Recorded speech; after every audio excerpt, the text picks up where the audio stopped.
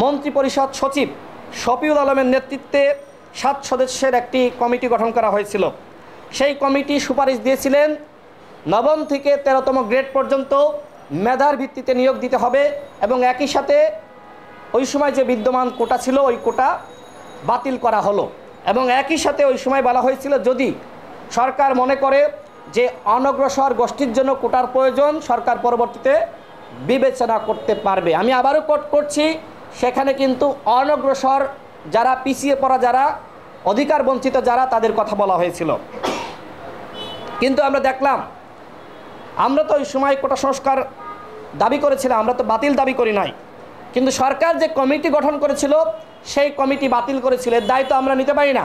আমরা সংস্কার চেয়েছিলাম, কিন্তু সরকারের কমিটি বলল স্বাধীনতার এত বছর পরে এখন আর এই কোটার প্রয়োজন নাই, এখন মেধার ভিত্তিতে নিয়োগ দিতে হবে।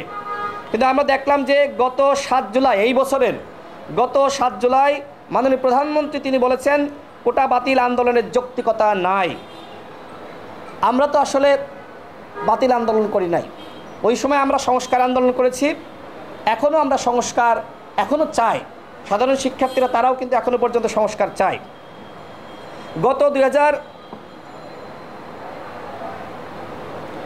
2021 সালের একটি রিটের প্রেক্ষিতে গত 5 জুন 2024 ইংরেজি তারিখে সরকারি চাকরিতে প্রথম এবং দ্বিতীয় শ্রেণীর যে মুক্তিযোদ্ধা কোটা পদ্ধতি বাতিলের সিদ্ধান্ত অবৈধ ঘোষণা করেছেন মহামান্য হাইকোর্ট।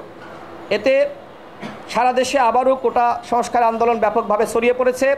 গত 10 জুলাই আপিল বিভাগ কোটার বিপক্ষে পক্ষগুলোকে 4 সপ্তাহের জন্য স্থিতাবস্থা বজায় রাখতে নির্দেশ দিয়েছেন। এর মধ্যে শিক্ষার্থীরা আন্দোলন চালিয়ে যাচ্ছে। শিক্ষার্থীদের এই আন্দোলনকে বিতর্কিত করতে নানানমুখী ষড়যন্ত্র চলছে। গত 8 জুলাই 2024 ইংরেজি তারিখে আওয়ামী লীগের সাধারণ সম্পাদক বলেছেন আগে যে কোটা আন্দোলন বাংলাদেশে হয়েছিল সেখানকার প্রথম সারির 31 জন নেতা তারা বিসিএস পরীক্ষায় উত্তীর্ণ হতে পারেনি। এটি আওয়ামী লীগের সাধারণ সম্পাদক বলেছেন। তার এই বক্তব্য আমরা ঘৃণা ভরে প্রত্যাখ্যান করছি। এবং একই সাথে ক্ষমতাসীন ছাত্র সংগঠনের ছাত্রলীগের সভাপতি গত 13 জুলাই বলেছেন 2018 সালে কোটা আন্দোলনকারীদের একজনও বিসিএস পরীক্ষায় উত্তীর্ণ হতে পারেননি। এছাড়া গতকাল সংবাদ সম্মেলনে প্রধানমন্ত্রী বলেছেন মহান মুক্তিযুদ্ধ ও বীর মুক্তিযোদ্ধাদের বিরুদ্ধে কেন এত ক্ষোভ? মুক্তিযোদ্ধার নাতি নাতনিরা যদি কোটা না পায় তাহলে কি রাজাকারের নাতি নাতনিরা কোটা পাবে? তিনি এই কথা বলেছেন, এই প্রশ্ন করেছেন। তিনি আরও বলেছেন একবার তারা এ ধরনের আন্দোলন করেছিল, শুধু আন্দোলন না আরও সব ঘটনা ঘটাচ্ছিল, যেমন আওয়ামী লীগের অফিসে আক্রমণ, মানুষের উপর আঘাত করা। এ সমস্ত দেখে আমি খুব বিরক্ত হয়ে যাই। তখন এক পর্যায়ে আমি বললাম ঠিক আছে কোটা বাদই দিলাম। সেটার উদ্দেশ্য ছিল কোটা বাদ দিলে কি হয় সেটি দেখা। নির্বাহী প্রধানের দায়িত্ব থেকে তিনি কোনোভাবেই রাগ এবং ক্ষোভের বশীভূত হয়ে এই ধরনের সিদ্ধান্ত তিনি নিতে পারেন না। তিনি ওই সময় রাগ ক্ষোভের বশীভূত হয়ে সিদ্ধান্ত নেওয়ার কারণে আজকে দেখেন কি অবস্থা সৃষ্টি হয়েছে। সাধারণ শিক্ষার্থীরা আবারও রাজপথে নেমে গিয়েছে। প্রধানমন্ত্রী আরও বলেছেন সেই সময় অর্থাৎ 2018 সালে যারা আন্দোলন করেছিল সেখানে নারী কোটাও ছিল। যারা বলেছিল নারী কোটা চাই না, মেধা দিয়ে চাকরি করব, সে চাকরি কি তারা পেয়েছে? সে কি বিসিএস পরীক্ষা দিয়েছে? বিসিএসের যে প্রিলি পরীক্ষা হয় সেখানে কি পাশ করেছে? প্রধানমন্ত্রী এই প্রশ্ন তিনি করেছেন। সরকারের দায়িত্বশীল জায়গায় থেকে এমন বক্তব্য কখনোই গ্রহণযোগ্য নয়।